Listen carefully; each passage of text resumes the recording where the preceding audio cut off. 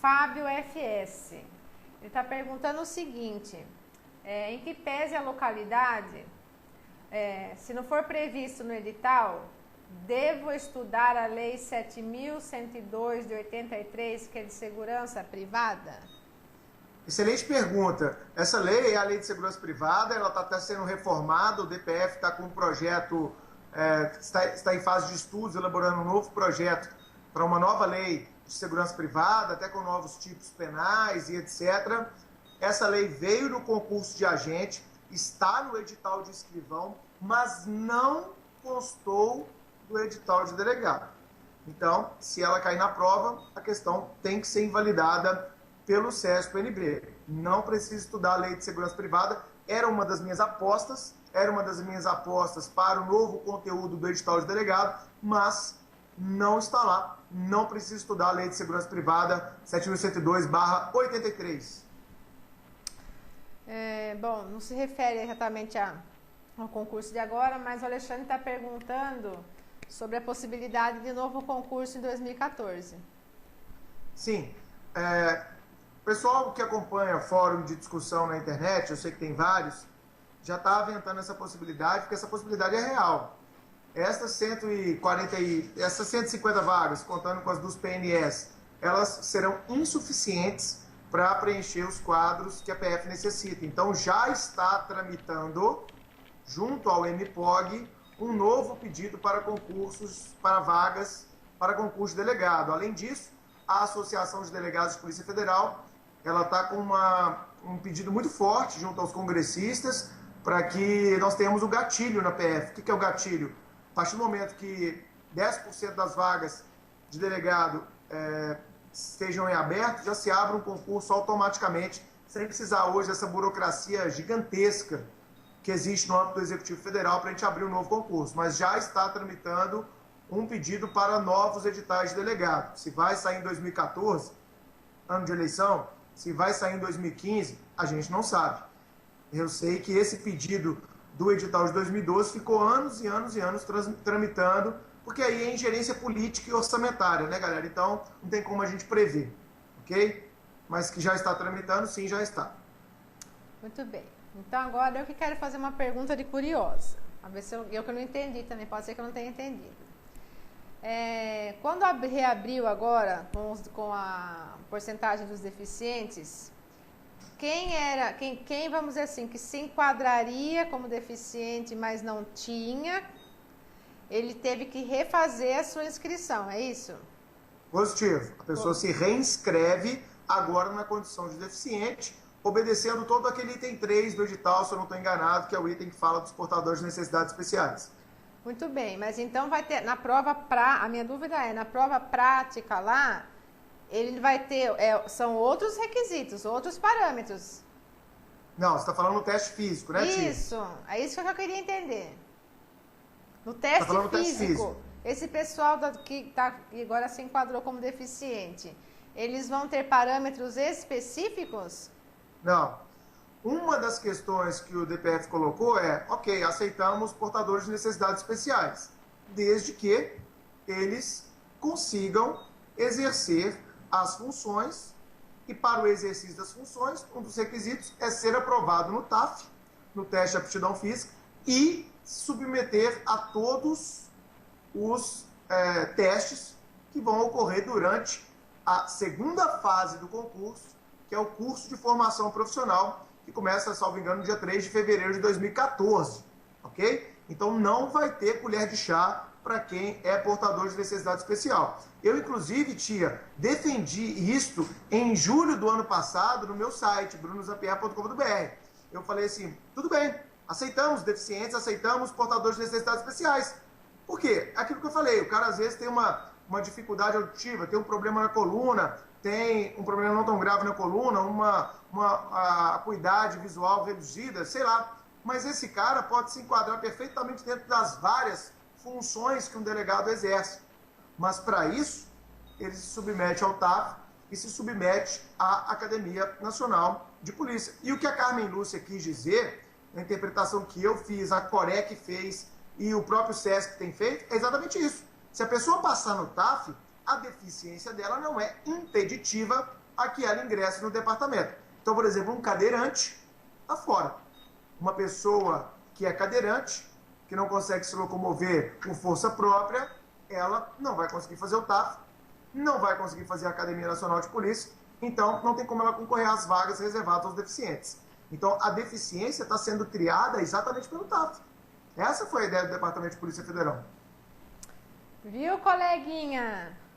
Coleguinha que está me assistindo aí, viu, coleguinha? Ele sabe de quem que eu estou falando. Teimou comigo que não, que tinha que estar previsto no edital, um teste físico apropriado. Eu falei, não. Não, tia. Não mas tem. É o que eu falei não é opinião minha, não. É o que está no edital, tá? Não, edital eu sei, veio, mas sim. então... O edital está expresso lá. Não haverá qualquer adaptação do TAF ou das dependências da Academia Nacional de Polícia, dos testes que eles são aplicados, para se adequar ao deficiente. Então, não é a Polícia Federal que vai se adequar ao deficiente. Vai ser o deficiente, de acordo com a sua deficiência, que vai se adequar à Polícia Federal. Mas vamos combinar que se for qualquer deficiência física, o cara tá fora, né? Praticamente. Depende. Às vezes o cara não tem um dedo na mão, ele vai conseguir passar nos testes, por que não? Mas daí ele vai... esse que não tem o dedo, ele vai concorrer entre... Ele escolhe. A escolha entre... Porque vários alunos me perguntaram isso. Tipo, não vale a pena. Vários alunos me perguntaram. Eu tenho isso. Eu concorro como deficiente? Alguns até devem estar assistindo aí. Eu falei, cara, eu não tenho possibilidade de dizer isso. Eu acho que você deve pegar o edital, colocar debaixo do braço e ir marcar uma consulta com o médico e o médico te aconselhar. Eu não tenho condição de te aconselhar se a doença X faz com que você concorra como deficiente ou não. Então, o que eu aconselho a todo mundo que está na dúvida, e agora já até um pouco tarde, quem está assistindo ao vivo, porque hoje é o último dia, mas o que eu aconselhei a quem me escreveu, eu respondo todo mundo, é que vá ao médico com o seu edital, e aí sim, o médico te aconselha se você se inscreve como deficiente ou não. É um risco. Só uma perguntinha para finalizar. Não vai mudar mais isso, né? E eu acredito que não. Até teve uma manifestação no âmbito de um RE que está tramitando no Supremo, que eu já publiquei também no Twitter e no Facebook, mas a gente não soube ainda o que foi uma petição atravessada pela Procuradoria da República, e eu realmente não sei o que eles quiseram dizer. E eu até, na época, critiquei bastante, sabe, a própria Procuradoria da República, porque para você ser a analista de segurança lá, ou seja, segurança, vigia dos prédios do MPF, não tem previsão nenhuma no edital para o segurança do MPF como deficiente físico. Você acha que vai rolar algum tipo de como portador de necessidade especial. Eu acho que não, que tinha que nos olhos rolar... dos outros sempre é refresco, né? Não, assim, eu acho que mandados de segurança individuais sempre teve e sempre terá em concurso da polícia. O concurso da Polícia Federal hoje, tia, ele é o concurso mais longo do Brasil. Eu não conheço nenhum concurso que tenha prova objetiva, prova discursiva, peça prática, teste físico, avaliação psicológica, avaliação médica, prova oral, prova de títulos e academia. Em academia você vai ter mais de 30 matérias na academia. E se você for reprovado em uma, você está fora. Eu não conheço um concurso tão longo assim. Um concurso que dure um ano. Que toda hora você está se submetendo a algum tipo de... Então, eu já vi mandado de segurança para psicotécnico, é muito comum. Mandado de segurança para teste físico é comum. Mandado de segurança contra o que foi resultado do exame médico. Então, mandado de segurança, o pessoal da Polícia Federal já tira de letra. Já tem um setor lá só para responder mandado de segurança. Vai ter, tenho certeza. Maravilha. E aqui Olha, eu vou ler do jeito que ela escreveu, tá? Porque às vezes pode ser que eu não entenda, mas o professor talvez vai entender. A Natália perguntou assim, se vier numa prova da seguinte forma, elabore a peça competente. Não há o risco do examinador entender um eventual APF mais despacho como duas peças? A Natália até, se for a mesma Natália, ela até me mandou um e-mail, eu já até respondi esses dias.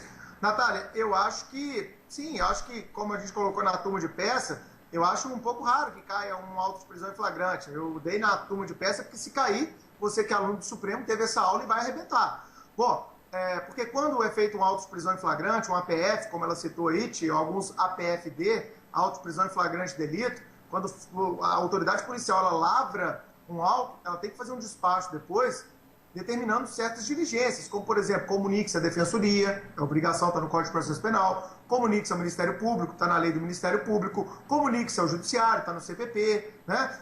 Oficie-se à Secretaria Estadual para alimentar, ou seja, uma série de diligências que o delegado vai ter que elencar. E isso não é feito no corpo do auto de prisão, isso é feito no despacho.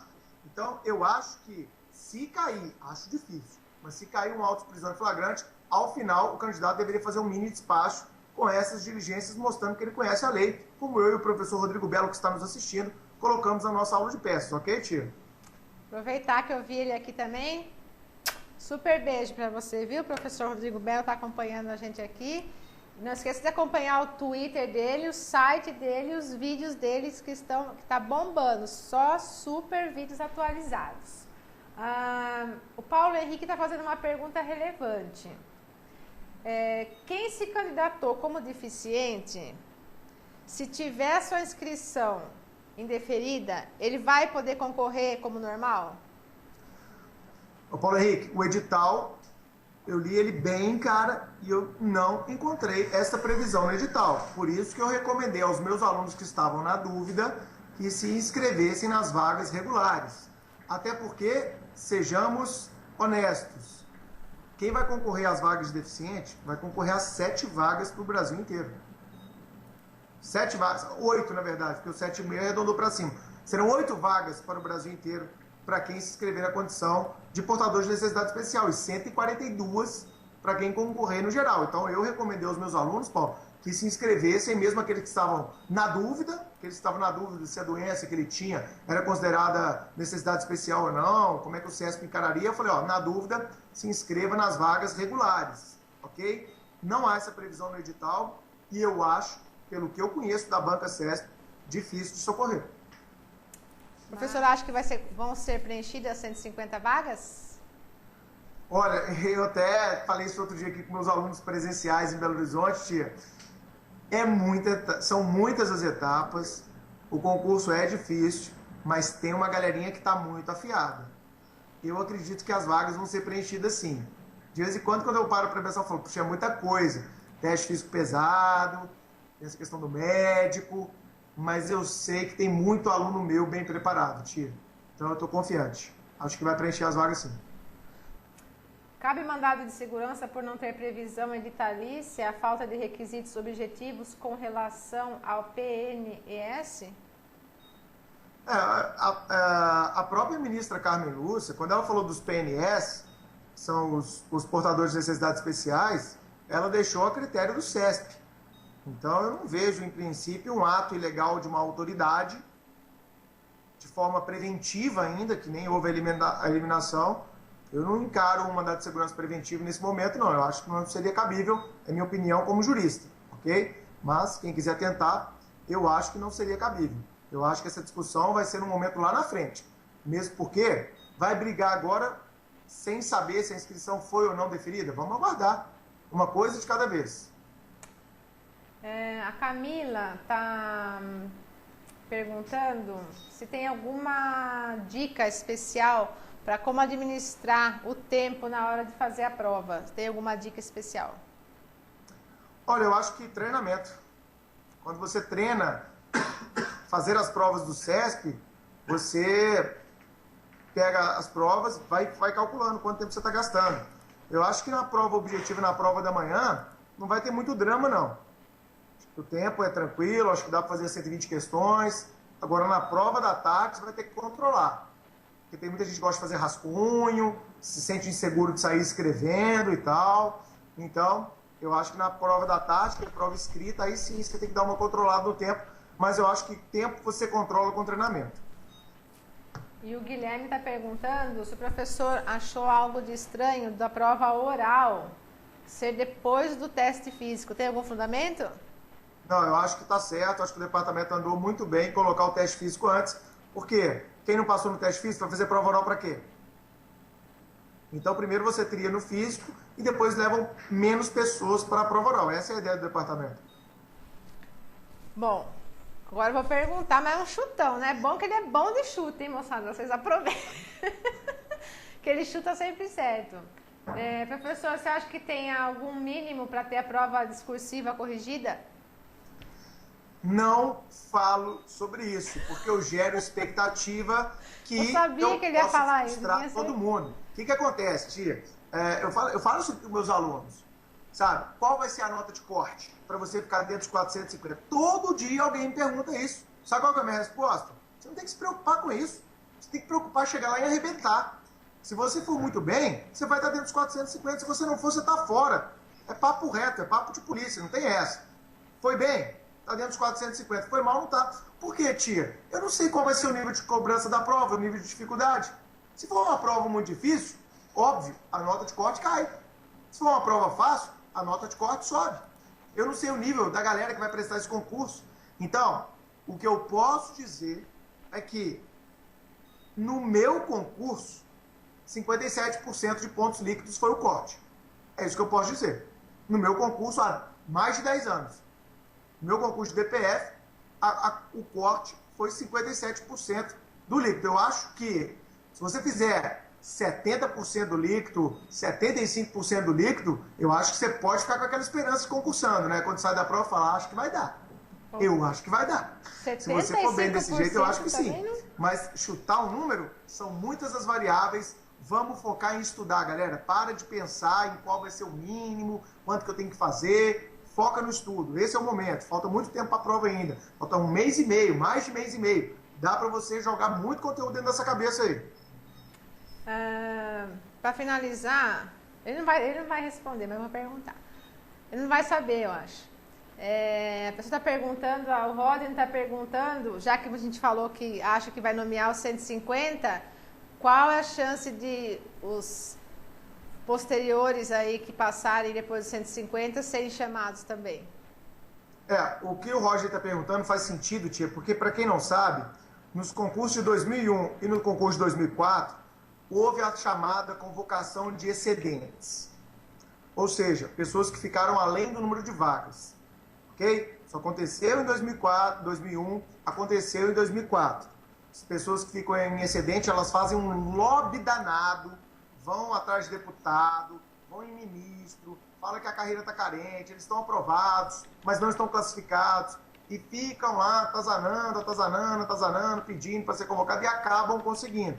Tem um decreto que permite isso. Agora, Roger, eu não tenho a menor condição de dizer para você se vão ser convocados. Não há nenhum boato dentro do Departamento de Polícia Federal sobre convocação de excedentes. Esse verdadeiro lobby dos excedentes, ele surge depois que a galera já está fazendo academia, ok? Isso eu posso te garantir. Eu acho que esse concurso não vai ter muito tempo, como ocorreu no concurso de 2001 e de 2004, para fazer esse lobby todo. Mesmo porque o edital, já prevendo historicamente a ocorrência disso, o edital trouxe um prazo muito curto de expiração da sua validade. Então eu acho difícil de ter convocação de excedente neste edital, pela leitura do próprio edital, entendeu, Roger?